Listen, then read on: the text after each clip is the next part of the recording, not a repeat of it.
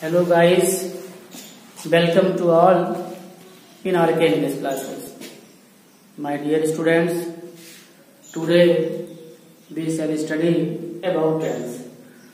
So my dear students, the first tense that is divided is present indefinite tense. तो बच्चों आज हम present indefinite tense का अध्ययन करेंगे और इसके पहचान नियम एग्जाम्पल को समझेंगे.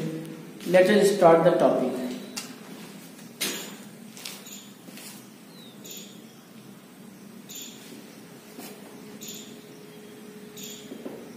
बच्चों सबसे पहले किसी का भी टेंस हो, कोई भी टेंस हो, सबसे पहले हम उसके पहचान को समझते हैं.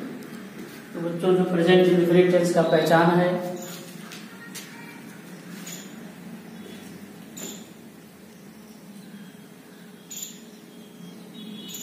हिंदी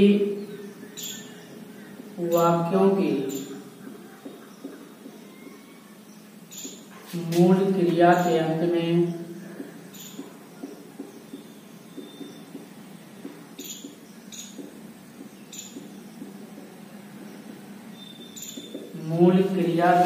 में ता है, ती है, ते हैं अथवा बच्चों ता हूं आदि शब्द आते हैं. बच्चों जो प्रेजेंट इंडेफिनिट टेंस का पहचान बना कि जो इन हिंदी वाक्यों की जो मूल क्रिया होती है बच्चों, उसी के अंत में ता हैं, ती हैं, ते हैं आदि शब्द आते हैं बच्चों. अब इसके हम रूल के बारे में पढ़ेंगे. रूल बच्चों, यदि आपका कर्ता बहुवचन है अथवा एक वचन है तो कैसे रूल क्या लगाएंगे इसके बारे में देखते हैं. रूल अफर्मेटिव वाक्यों के लिए बच्चों,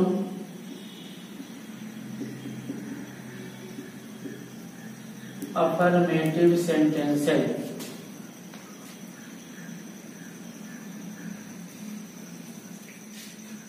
और बच्चों कर्ता बहुवचन होने पर, कर्ता बहुवचन यानी बच्चों प्लूरल नंबर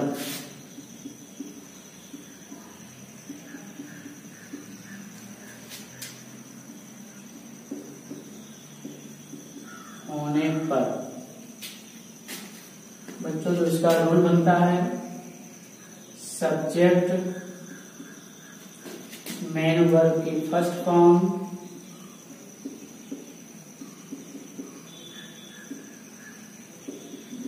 ऑब्जेक्ट और बच्चों अदर वर्ड का प्रयोग करते हैं. तो बच्चों यदि हमारा वाक्य प्रेजेंट इंडेफिनिट टेंस का है, कर्ता हमारा सब्जेक्ट हमारा प्लूरल नंबर में है, तो सबसे पहले हम सब्जेक्ट का प्रयोग करेंगे. अफर्मेटिव सेंटेंस है, मेन वर्ब की फर्स्ट फॉर्म, ऑब्जेक्ट और अदर वर्ड का प्रयोग करते हैं बच्चों. जैसे इसका एक एग्जांपल समझते हैं. वह अपना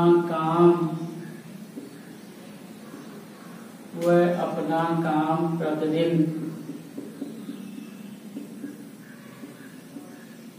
करते हैं. बच्चों वह अपना काम प्रतिदिन करते हैं. बच्चों जब हम अनुवाद करते हैं तो सबसे पहले हमको सब्जेक्ट लिखना होता है. सब्जेक्ट हमारा वह, जिसके इंग्लिश दे, और दे बच्चों हम बहुवचन मानते हैं. यहाँ बच्चों आई इसमें है, बी है, यू है और दे, ये बच्चों सब बहुवचन करता है. तो they do their work, they do their work प्रतिदिन का बच्चों daily, they do their work daily. इस प्रकार से बच्चों जो हमारा सेंटेंस बना इंग्लिश में, वह अपना काम प्रतिदिन करते हैं का अंग्रेजी they do their work daily. और यदि बच्चों यदि हमारा कर्ता एक वचन है, यदि कर्ता सब्जेक्ट एक वचन है, यानी बच्चों सिंगुलर नंबर है,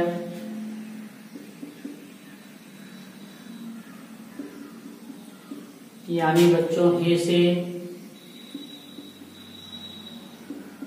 राम सीता आदि है तो इसका नियम हम लिखेंगे। यहां भी सबसे पहले बच्चों सब्जेक्ट मेन वर्ब की फर्स्ट फॉर्म में बच्चों यस या ईएस, ऑब्जेक्ट और अदर वर्ड का प्रयोग करते हैं। यदि हमारा कर्ता ये से राम सीता आदि हुआ तो सबसे पहले हम सब्जेक्ट लिखेंगे, उसके बाद मेन वर्ब, वर्ब माने बच्चों क्रिया, आना जाना खेलना कूदना, ये सब बच्चों क्रिया है। इसी की फर्स्ट फॉर्म में हम यस या ईएस लगाएंगे, ऑब्जेक्ट लिखेंगे और अदर वर्ड का प्रयोग करेंगे। जैसे बच्चों सीता एक किताब पढ़ती है, सीता एक किताब पढ़ती है।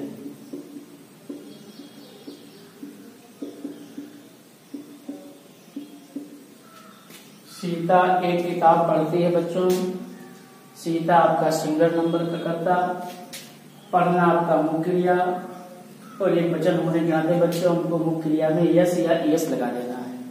तो बच्चों जो इसका अंग्रेजी बनेगा सीता रीड्स, रीड में बच्चों yes, Sita reads a book. इस प्रकार से बच्चों हमारा अफर्मेटिव सेंटेंस रहा प्रेजेंट इंडेफिनिट टेंस का। और अब बच्चों हम प्रेजेंट इंडेफिनिट टेंस के नेगेटिव वाक्यों के बारे में जानेंगे। नेगेटिव सेंटेंसेस अर्थात बच्चों वाक्य नकारात्मक होने पर बच्चों जो इसका नियम बनेगा, सबसे पहले बच्चों सब्जेक्ट दो बच्चों बहुवचन कर्ता के साथ,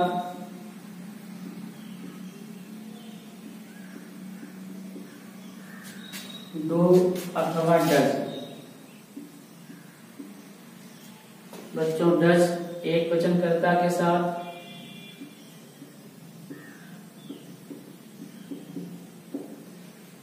सब्जेक्ट डू अथवा डज प्लस बच्चों नॉट, प्लस बच्चों वर्ब की फर्स्ट फॉर्म, ऑब्जेक्ट बच्चों और अदर वर्ड। तो इस प्रकार से बच्चों यदि हमारा वाक्य नेगेटिव है, प्रेजेंट इंडेफिनिट टेंस का है, बहुवचन करता है तो हम दो नॉट लगा देंगे। अगर एक वचन हमारा करता है तो डज नॉट लगा करके वर्ब की फर्स्ट फॉर्म का प्रयोग कर देते हैं बच्चों। जैसे मैं एक किताब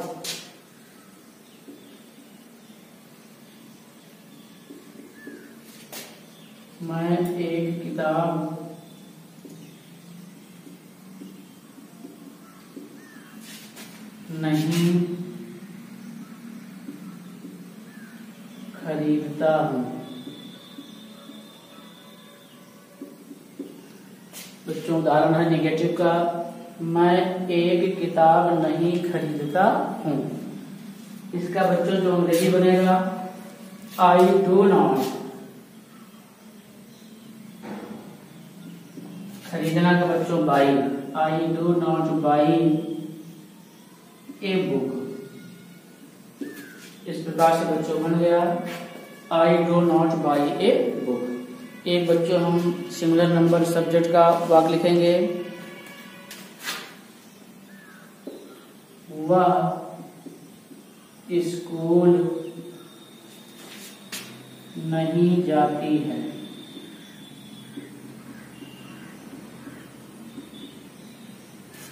बच्चों वाक इंग्लिश सी।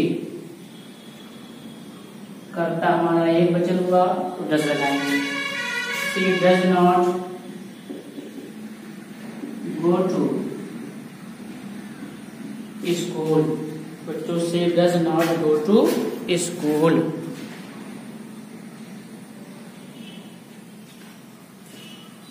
इस प्रकार से बच्चों अब हम इसके इंट्रोगेटिव आपको समझेंगे।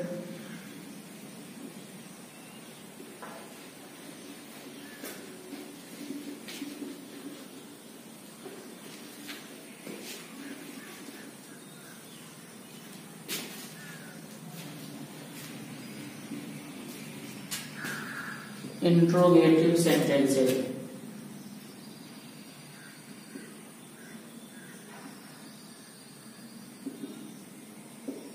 इंट्रोगेटिव सेंटेंसेस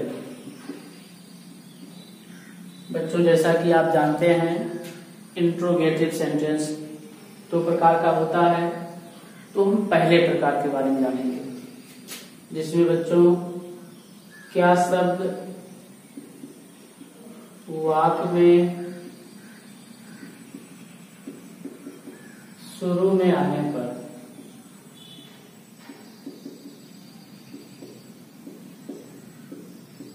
यहीं पर बच्चों अक्सर गलती हो जाया करती है। जब हमारा वाक्य क्या से शुरू हो तो हम कभी भी व्हाट का प्रयोग नहीं करते हैं बच्चों। सबसे पहले जो इसका रूल बनेगा डू अथवा डज। बच्चों क्या शब्द पहले होने पर वाक्य का जो अनुवाद हम करेंगे डू अथवा डज से शुरू करेंगे। इसके बाद बच्चों सब्जेक्ट लगाएंगे। अगर हमारा वाक्य नहीं के साथ है तो सब्जेक्ट के बाद हम नॉट लगा लेंगे। वर्ब की फर्स्ट फॉर्म, ऑब्जेक्ट और अदर वर्ड, अंत में बच्चों क्वेश्चन मार्क का प्रयोग करेंगे। जैसे बच्चों इसका उदाहरण देखेंगे, क्या तुम प्रतिदिन स्कूल जाते हो?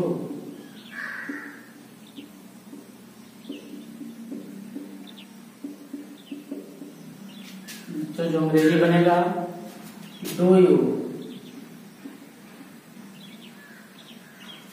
गो to school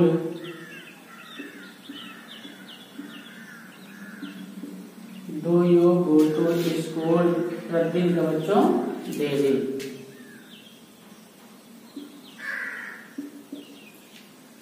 do you go to school daily. अगर मान लो बच्चों ये वाक्य निगेटिव भी है, क्या वह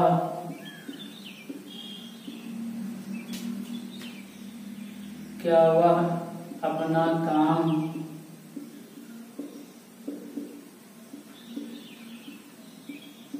नहीं करता है? क्या वह अपना काम नहीं करता? बच्चों इंट्रोगेटिव भी है और नेगेटिव भी है। सबसे पहले बच्चों हमको एक वचन कर्ता के नाम पे डज लगाना है। डज ही नॉट डू और अपना काम का बच्चों his work. Does he not do his work. और इस प्रकार से बच्चों हमारा वाक्य बन गया, क्या वह अपना काम नहीं करता है?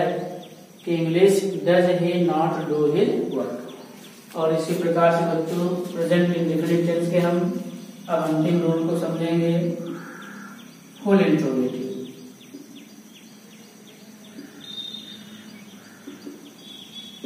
फुल इंट्रोगेटिव सेंटेंस होने पर बच्चों अर्थात बच्चों प्रश्नवाचक शब्द वाक्य के बीच में आने पर, इसका शब्द बच्चों प्रश्नवाचक शब्द वाक्य बीच में आने पर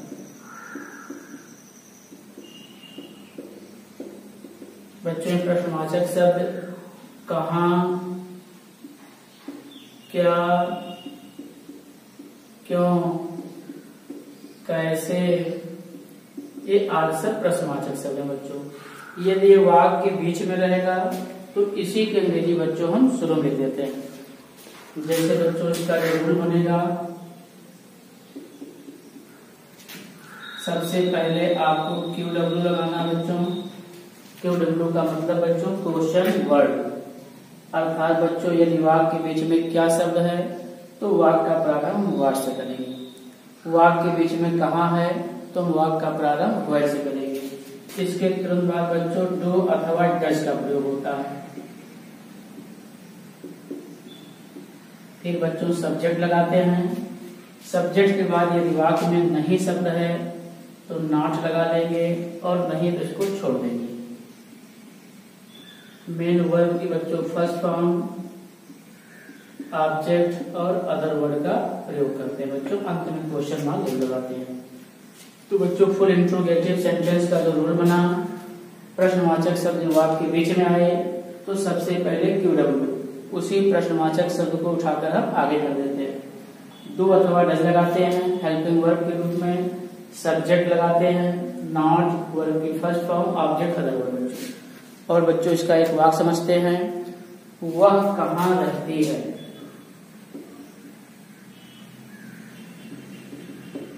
वह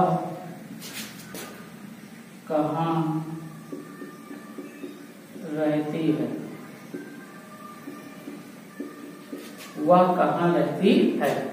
अब बच्चों इस वाक्य में जब हम देखते हैं तो क्वेश्चन वर्ड को बीच में पाते हैं तो हमको कहाँ की अंग्रेजी आगे लिख देना है, वेयर।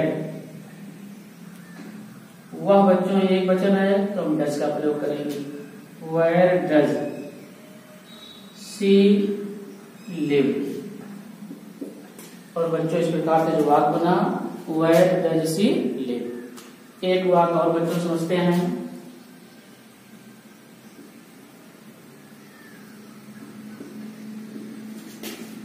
तुम यह पाठ क्यों नहीं पढ़ते हो। तुम यह पाठ क्यों नहीं पढ़ते हो। बच्चों बीच में क्यों है इसलिए हम क्यों को आगे उठा लाएंगे। Why do you, why do you not. और बच्चों पढ़ना का English read, why do you not read. यह पाठ का मतलब बच्चों this lesson, why do you not read this lesson. और इस प्रकार से बच्चों तुम यह पाठ क्यों नहीं पढ़ते हो को इंग्लिश में हम कहेंगे why do you not read this lesson. और इस प्रकार से बच्चों हमने प्रेजेंट इंडेफिनिट टेंस को आज पढ़ा। I hope you will understand all rule and regulation example of this tense. बच्चों आशा करता हूँ कि आप इस वीडियो को लाइक करेंगे, सब्सक्राइब करेंगे। Thanks for watching this video.